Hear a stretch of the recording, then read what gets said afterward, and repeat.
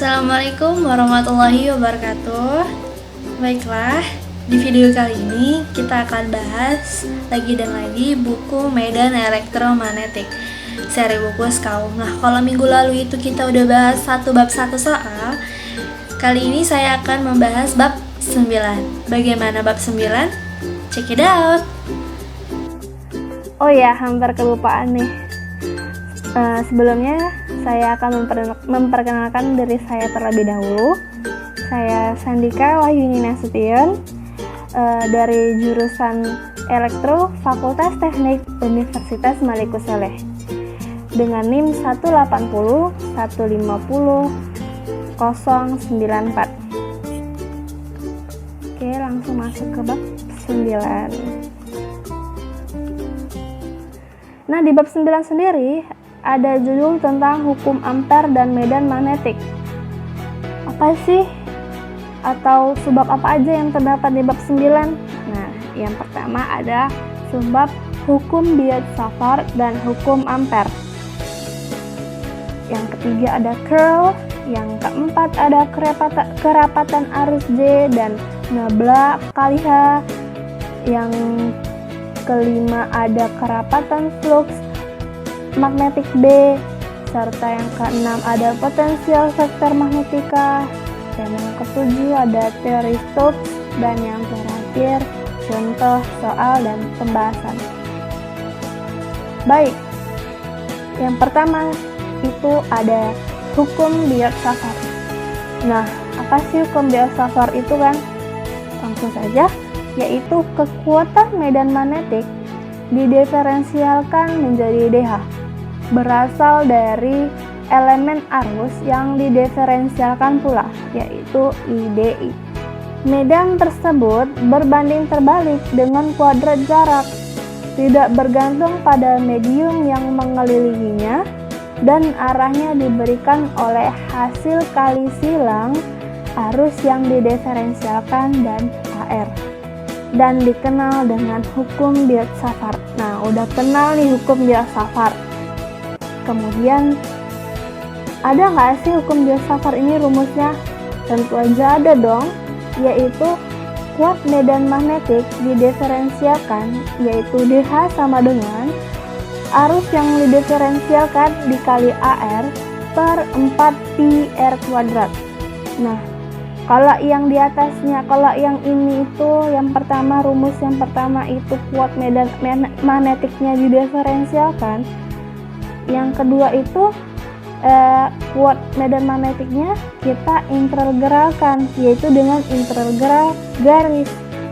Nah, jadi kuat medan magnetik sama dengan integral garis arus yang didiferensialkan dikali AR per 4VR kuadrat.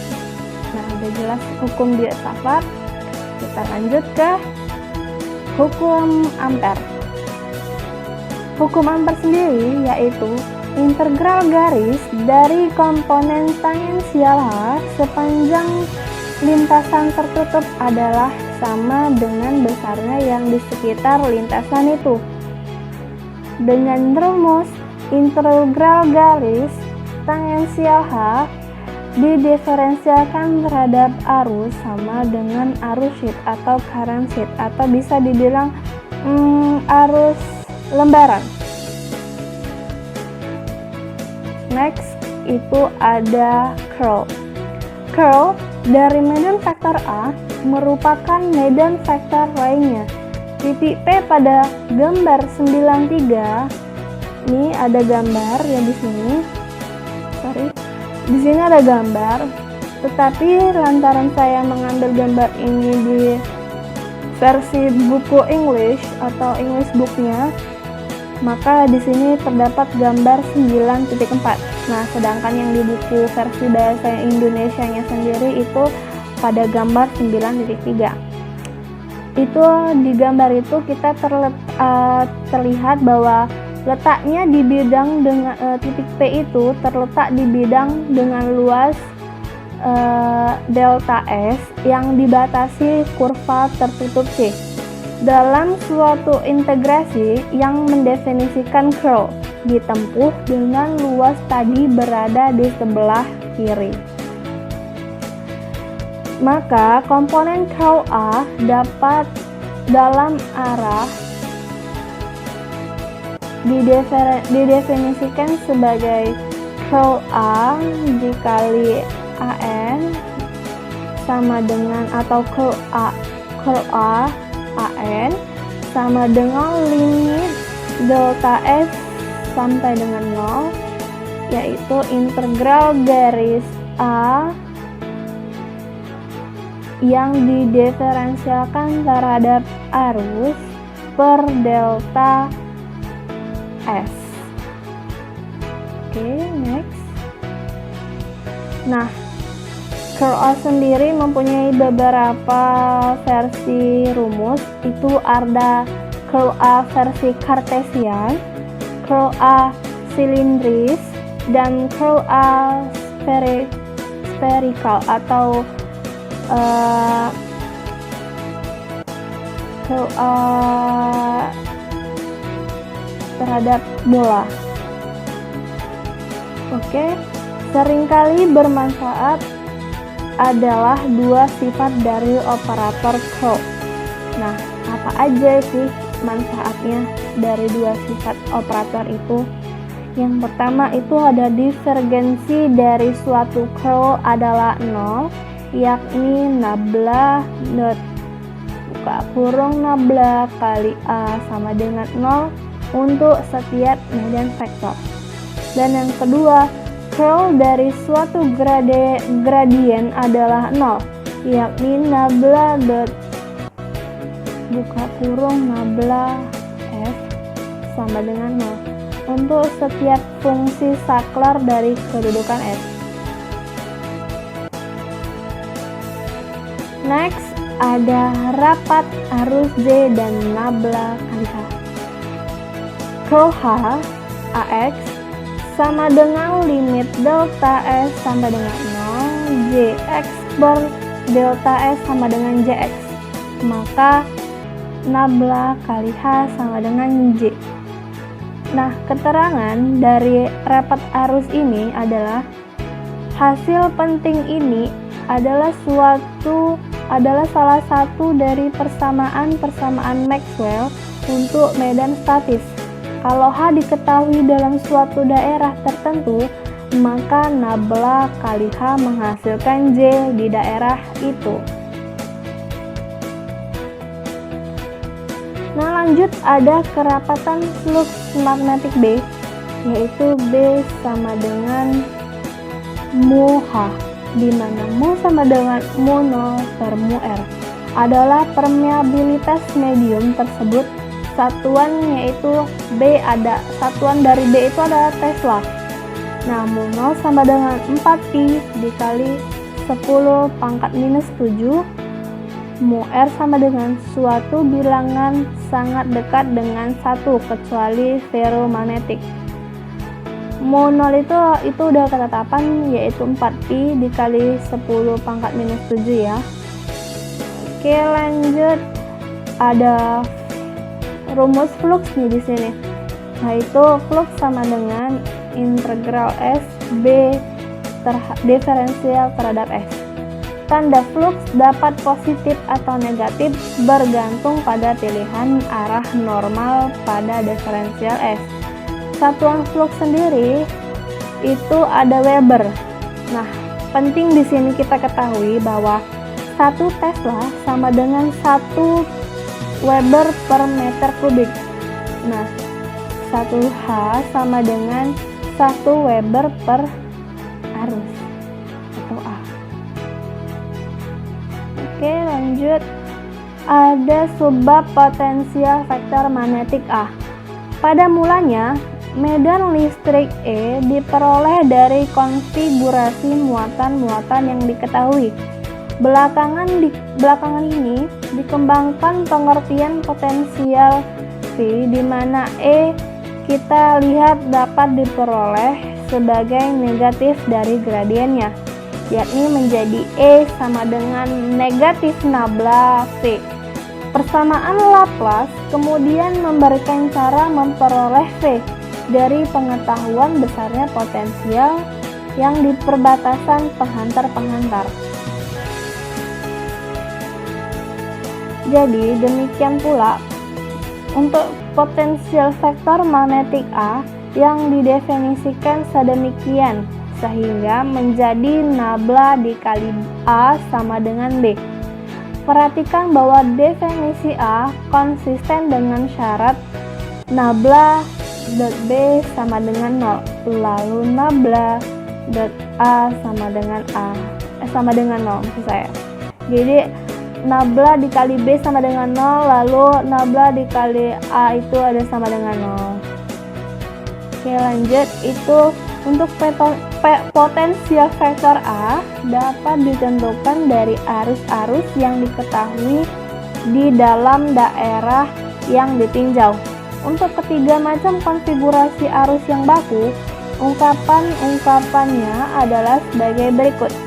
Ada 3 ungkapan arus. Yang pertama ada arus filamen, ada arus permukaan, serta ada arus volume. Arus filamen sendiri mempunyai rumus A sama dengan integral garis mu I diferensial terhadap I per 4 PR. Untuk arus permukaan mempunyai rumus A sama dengan integral S muka diferensial terhadap S per 4 PR. Arus volume adalah A sama dengan integral V mu S df per 4 PR.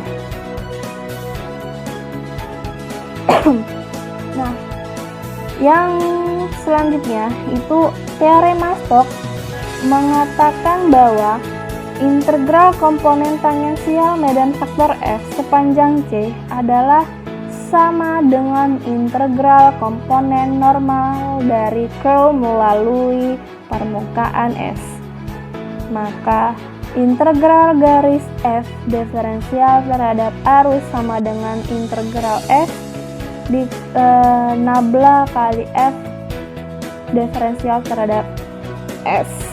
Lalu kalau F Anda pilih menjadi potensial vektor magnetik A, maka teorema Stokes memberikan rumus sebagai berikut. Integral garis A diferensial terhadap I sama dengan integral S B ds sama dengan flux. Oke, lanjut. Kalau F Anda pilih, kalau tadi kan yang dipilih F yang dipilih menjadi potensial vektor magnetik. Nah, kalau ini F yang Anda pilih menjadi potensial vektor magnetik A dengan teorema Stokes.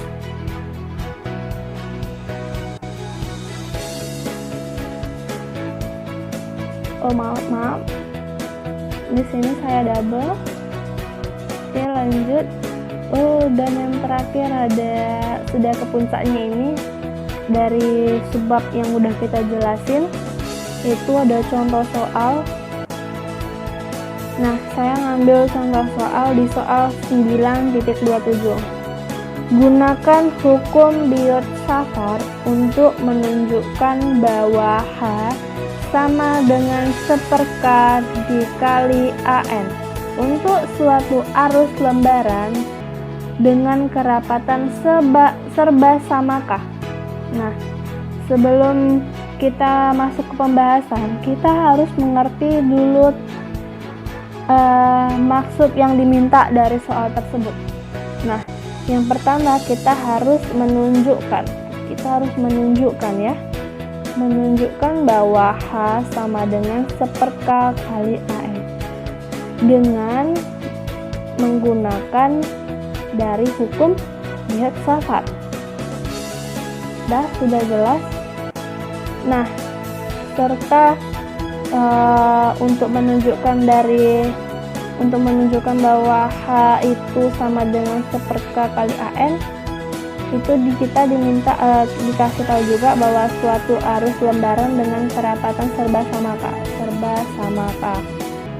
Oke, lanjut ke pembahasan. Kalau ada pembahasan maka ada penyelesaian. Nah, penyelesaiannya sendiri, karena tadi dibilang itu kita gunakan hukum bias safar, maka kali ini pembahasannya hukum bias safar dan pertimbangan simetris menunjukkan H hanya mempunyai komponen X yang tak pula bergantung pada X dan Y. Nah, kalau K sama dengan KY. Penerapan hukum Ampere yang pada kontur segi 4, 1, 2, 3, 4, 1, dan kembali lagi ke 1 bisa dilihat dari gambar tersebut. Ini gambarnya. Kan? Di samping kenyataan bahwa H antisimetris terhadap Z memberikan itu rumusnya integral garis H diferensial. Arus yang didiferensialkan sama dengan H kali 2A ditambah 0 dikali H 2A ditambah 0, maka K sama dengan K dikali 2A atau H sama dengan K per 2. Jadi untuk setiap Z lebih besar 0 itu H sama dengan K per 2 AX. Lebih umum lagi, untuk orientasi yang sembarang dari bidang arus tadi, maka dirumuskan menjadi H sama dengan 1/K dikali AX. Nah, sekian dari presentasi saya kali ini. Semoga penjelasan-penjelasan dari bab 9 bisa dipahamin serta bisa berguna bagi para penyimak video ini.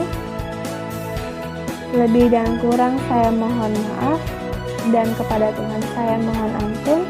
Wassalamualaikum warahmatullahi wabarakatuh.